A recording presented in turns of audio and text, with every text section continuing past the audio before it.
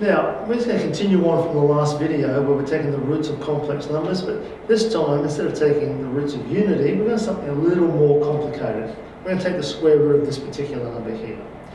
Before we do, to be able to use the Moivre's theorem, we're going to have it in that cis format. So we need the absolute value here. So absolute value is going to be 2 squared is 4, 2 squared is 4, root 3 squared is 3, 4 3s are 12, 12 plus 4 is 16, square root of 16 is 4. So that's our absolute value at the front. And then cis, now we need the angle.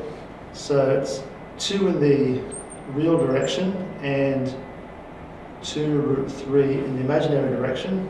So that's the angle we need there. Divide both by 2. You've got 1 and root 3. From your unit triangles, you know that is to be 60 degrees, which is pi on 3. That's something I need you to be able to do very, very quickly. It'll speed your process up if you can go from this to this nice and fast. Now, if we're going to find z, I need to take the square root of this. So 4 needs to be raised to the power of 1/2. Then it's cis. Now it's the angle, pi on 3. I then start doing laps around the circle. So it's the 2 pi, and I'm going multiple laps around the circle. And n is 2, so there's going to be 2 distinct solutions. We divide through by 2. And this is going to be for where k is equal to 0 and 1. Alright, so let's now start filling this out and see what our solutions are going to be. Our first solution will be square root of 4 is 2 cis. Now, k is 0, so that comes to 0, so I've got pi on 3 divided by 2, so that's pi on 6.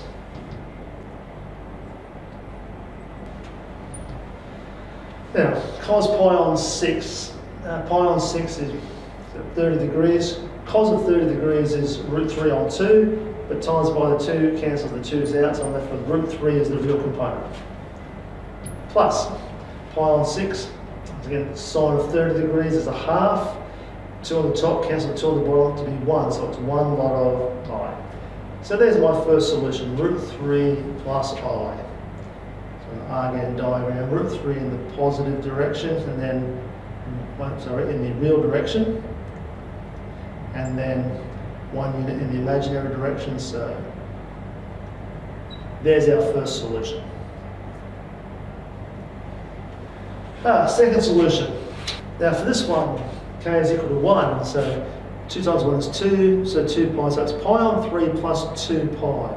So 2 pi is 6 pi on 3, plus 1 more pi on 3 is 7 pi on 3, divide by 2, 7 pi on 6.